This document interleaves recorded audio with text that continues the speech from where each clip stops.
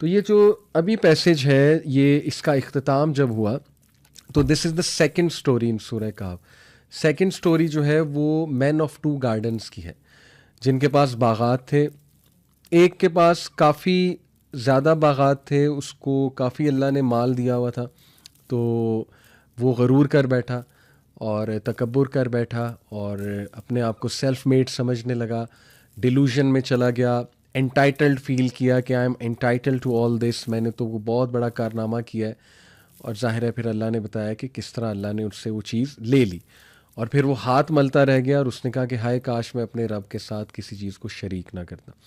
ये जो स्टोरी है सुभान अल्लाह, इसमें वो जो मटीरियलिज्म एक्सेसिव, एक है कि चलो इस्लाम मना नहीं करता है materialism, not all materialism is bad in the sense कि आपको नेसेसिटीज़ पूरी करनी है, क्वालिटी लाइफ गुजारना में भी कोई हर्ज नहीं है, क्वालिटी कपड़े पहनने में कोई हर्ज नहीं है, क्वालिटी गैजेट रखने में, लैपटॉप रखने में। इनफैक्ट नबी सल्लल्लाहु अलैहि वसल्लम ने हैप्पीनेस को एक हदीस में रिलेट किया है, एक बड़े घर से, स्पेशियस घर से, एक अच्छी सवारी से भी हैप्पीनेस को रिलेट किया हमारे नबी ने, अच्छी वाइफ के साथ रिलेट किया हमारे नबी ने। ठीक है, तो ये चीज़ों को अडॉप्ट करने में हर्ज कोई नहीं है, but obviously don't get distracted, obsess नहीं होना। अब ये बंदा ऑब्सेस था, चूंकि ये ऑब्सेस था तो ये इस लेवल पे चला गया कि ये आहिस्ता आहिस्ता आखिरत का भी इनकार करने लगा, और यहाँ तक पहुँच गया कि इसकी सोच ही ये बन गई कि मैं तो बहुत खुश हूँ, मुझे तो कुछ कह ही नहीं रहा अल्लाह। ठीक है, जैसे बनी इसराइल का एक आबिद था, सॉरी आबिद नहीं था, बनी इसराइल का एक शख्स था, वो उस दौर के नबी के पास है, सही हदीस से साबित है वाक़या, और उसने कहा उस नबी को कि मैं इतने अरसे से अल्लाह की जो है वो कर रहा हूँ नाफरमानी, तो मुझे तो अल्लाह ने कुछ नहीं कहा अभी तक, मुझे तो कोई पनिश नहीं किया अल्लाह ने। तो अल्लाह ने उस नबी की तरफ वही की कि उसे कहो कि अल्लाह तुम्हें इतने सालों से पनिश कर रहा है और तुम्हें पता भी नहीं है, और वो पनिशमेंट ये है कि तुम्हें तौफीक भी नहीं होती अच्छे अमाल की, ये तुम्हारी पनिशमेंट है, और तुम्हारे जहन में भी नहीं आता कि मैं ठीक हूँ कि मैं गलत हूँ, बल्कि तुम डिलूजन में हो कि तुम बिल्कुल ठीक हो। अल्लाह अकबर।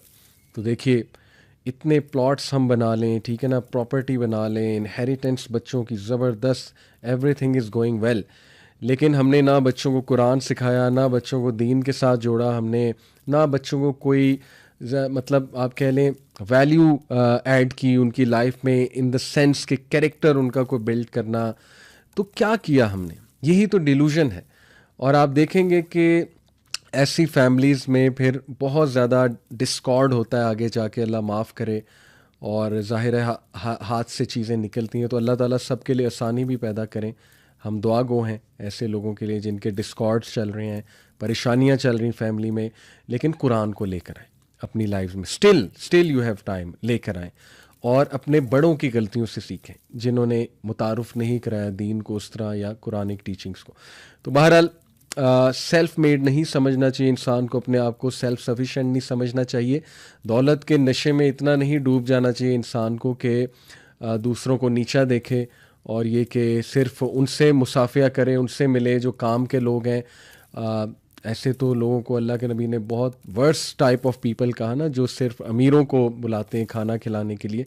तो ये सारी चीज़ें आपको पता है कि फिर जब बंदा एक्सेसिव मटीरियलिज्म का शिकार होगा तो that person is most prone to दज्जाल, क्योंकि दज्जाल जो है वो टेस्ट करेगा इंसान को आके कहत साली के थ्रू, फिर ये कि रिसोर्सेज के थ्रू, फिर जन्नत दोज़ख उसके हाथ में, ठीक है ना, फिर इरिगेशन, रेन, ये चीज़ें आती हैं, फिर सो कॉल्ड मोजज़ात दिखा के, डिलूजन और इलूजन क्रिएट करके, फिर ज़ाहिर है कि लोगों को वादे करके मुख्तलिफ पोजीशन के, फेम के, पावर के, ऑल दीज थिंग्स, तो बड़ा मुश्किल हो जाएगा उसके फितने से बचना। And let me tell here इंशाल्लाह कि with all due respect to the female audience कि दज्जाल को फॉलो करने में बहुत ज़्यादा ख़वातीन होंगी, और यहाँ तक आता है कि प्रॉफिट सल्लल्लाहु अलैहि वसल्लम ने कहा कि एक शख्स अपनी माँ, बहन, बेटी को जंजीरों के साथ बांधेगा कि वो बाहर ना जाए दज्जाल के लिए,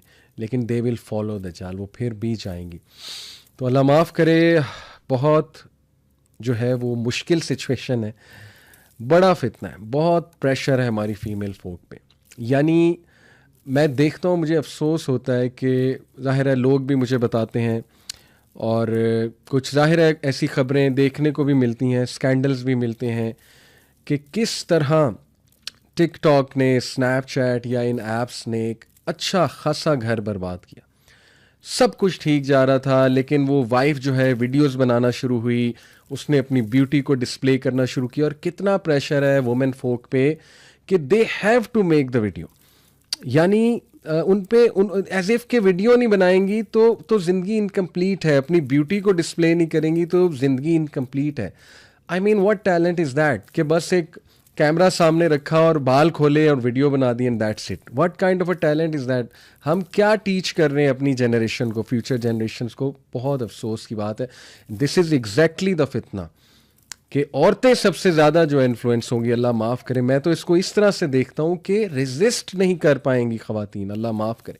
सो प्लीज़, ये बात करने का मकसद डिस्करेज करना नहीं है किसी को, ये बात करने का मकसद है कि खुदा के लिए इस चैलेंज को समझने की कोशिश कीजिए और अपने आप को, अपनी नस्लों को बचाएं। सोशल मीडिया पे आना, अपनी ब्यूटी को फ्लॉन्ट करना, पब्लिकली फ्लॉन्ट करना, इसके बड़े डेंजर्स हैं। घर तबाह हो जाते हैं, अफेयर्स चलते हैं, एक्स्ट्रा मैरिटल अफेयर्स चलते हैं, और गुनाह जारिया जो है वो जारी होता है, अल्लाह अकबर। और उसके बाद जो है वो इतनी आदत हो जाती है इन चीज़ों की कि फिर इंसान का राह रास्त पे आना बड़ा मुश्किल हो जाता है। तो इसलिए ये फितना है, एक बहुत बड़ा चैलेंज है। देयरफॉर वी शुड रिपेंट, और हमें जो है समझाना चाहिए वुमेन फोक को इंशाल्लाह ताला। और मर्द भी हैं, देखिए मर्दों का अलग टॉपिक है, वो भी बहुत गलती करते हैं, और ये दलील नहीं देनी चाहिए कि मर्द हमें देखते ही क्यों हैं। ठीक है, ये एक फुलिश दलील है। आप दिखाओगे तो मर्द देखेगा, सीधी सी बात है। और फिर मकसद क्या है वो रील और वो चीज़ें बनाने का? तो अल्लाह ताला हिदायत दे।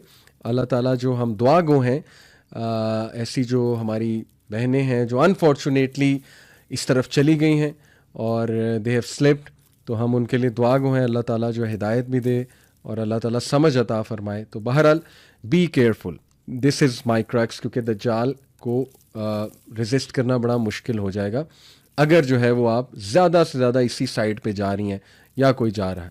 तो बहरहाल ये एंटीडोट इस स्टोरी में कि एक्सेसिव मटीरियलिज्म का शिकार नहीं होना है, कॉन्सेप्ट्स को रिवाइज करना है। और वो कॉन्सेप्ट क्या है?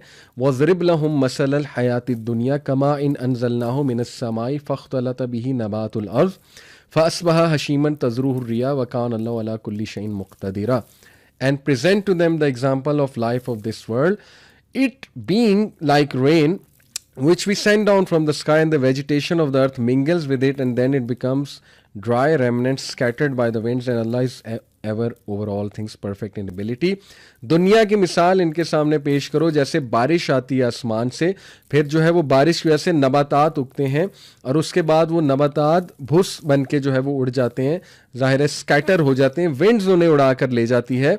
और बेशक अल्लाह वकान अल्लाह अला कुल्ली शैइन मुक़तदिरा, हर चीज़ पर कादिर है। अल्लाह की तरफ से है रिस्पेक्ट, अल्लाह की तरफ से है इंसानों के दिलों में मोहब्बत डालना।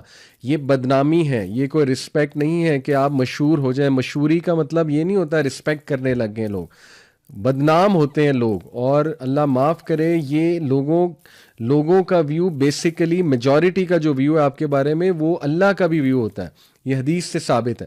एक जनाजा गुजरा था, अल्लाह के नबी सल्लल्लाहु अलैहि वसल्लम ने कहा कि सारे लोग कह रहे थे बहुत अच्छा इंसान था, नेक इंसान था। अल्लाह के नबी सल्लल्लाहु अलैहि वसल्लम ने कहा जो ये कह रहे हैं वही है, यानी अल्लाह इसके साथ इसी तरह जो है वो पेश आएगा, क्योंकि लोग का जो ओपिनियन है इंशाल्लाह वही जो है अल्लाह ताला फिर वही मामला करेगा। आप सोचें, लोग आपके बारे में कहें, ठीक है ना, कि ये ऐसा है, ये वैसा है, ये ऐसी है, और ज़्यादा लोग कहें, मैं ये नहीं कह रहा, कुछ लोग बहुत फुलिश होते हैं, वो गलत कमेंट्स करते हैं, लेकिन अच्छे खासे समझदार लोग आपके खिलाफ हैं, तो फिर प्लीज़ बीवेयर और ख्याल करना चाहिए इसका। तो बहरहाल भूस बन के सब उड़ जाएगा, रियलिटी यही है, और एंड में बचता कुछ भी नहीं है, उसके बाद रिग्रेट बचता है। तो अल्लाह ताला समझ की तौफीक अता फरमाए।